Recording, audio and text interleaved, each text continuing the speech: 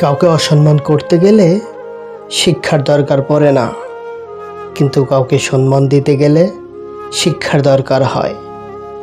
আর সেটা হলো বাবা মায়ের দেওয়া শিক্ষা।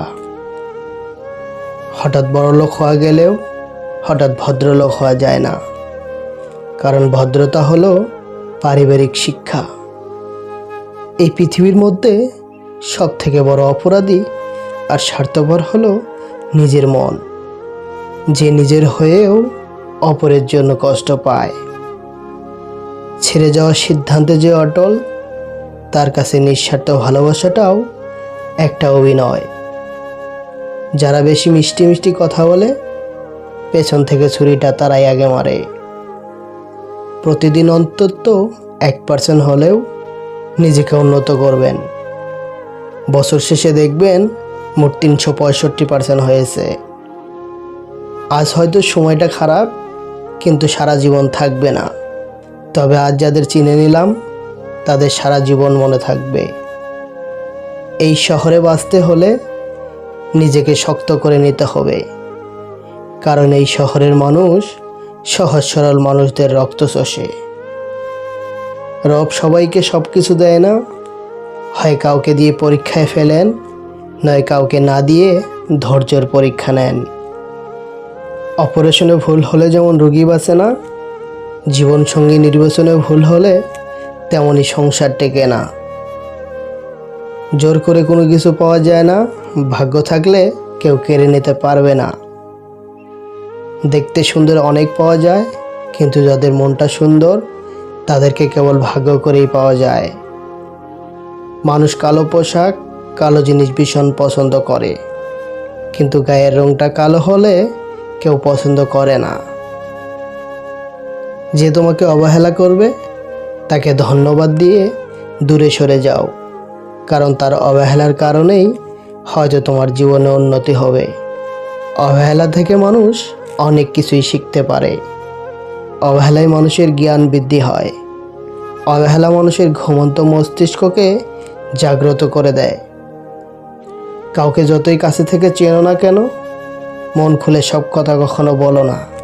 মনে রেখো, এই যুগে বিশ্বাসের মর্যাদা কেউই রাখে না।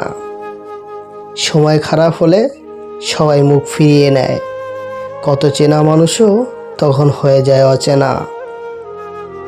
জীবনে যদি বারবার পড়ে যান, তবে পথটা বদলান, স্বপ্নটাকে নয়। কারণ একটা গাছ তার পাতা বদলায়, জায়গা নয়। মনোবিজ্ঞানীরা বলেন, নাম্বার 1, কেউ যদি তুচ্ছ বিষয়েও অনেক হাসেন, তবে সে ভেতর থেকে খুবই একা। নাম্বার 2, কেউ যদি অতিরিক্ত ঘুমায়, তাহলে সে অসুখী। নাম্বার 3, কেউ যদি কম কথা বলে, কিন্তু যতটুকু বলে খুব দ্রুত বলে, তাহলে সে কিছু গোপন করেছে।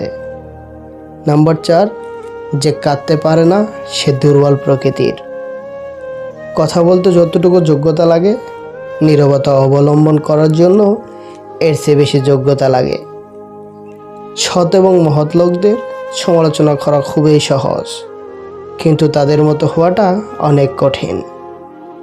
আপনার যদি কোনো কিছুর প্রতি দারুণ আগ্রহ থাকে এবং আপনি কঠোর পরিশ্রম করেন, তাহলে সাফল্য আসবেই। যে তোমাকে যতটুকু সম্মান দেবে, তুমি তাকে ততটুকুই সম্মান দিও। তার অধিক বেশি দেওয়ার চেষ্টা করো না, কারণ এই যুগের মানুষগুলো সম্মানের চেয়ে বেশি স্বার্থে চলে। স্বার্থ ফুরিয়ে গেলে সম্মান দেওয়াটাও ভুলে যায়। যারা কাপুরুষ, তারাই ভাগ্যের দিকে চেয়ে থাকে। পুরুষ চায় নিজের শক্তির দিকে। তোমার বাহু, তোমার মাথা তোমাকে টেনে তুলবে, তোমার কপাল নয়। অনেক জিনিস অন্যের ভাগে পড়ে যায়, আমার ভাগ্যে পড়ে না। তাই নিয়ে দুঃখ করে লাভ নেই, কেননা আমার ভাগে যা পড়েছে তা অন্যের ভাগে হয়তো পড়েনি।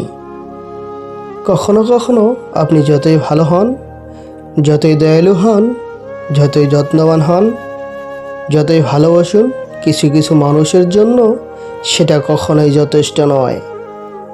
যদি উঠতে না পারো, তবে দৌড়াও। যদি দৌড়াতে না পারো, তবে হাঁটো। যদি হাঁটতে না পারো, তবে হামাগুড়ি দাও। যাই করো না কেন তোমাকে সামনে এগিয়ে যেতেই হবে।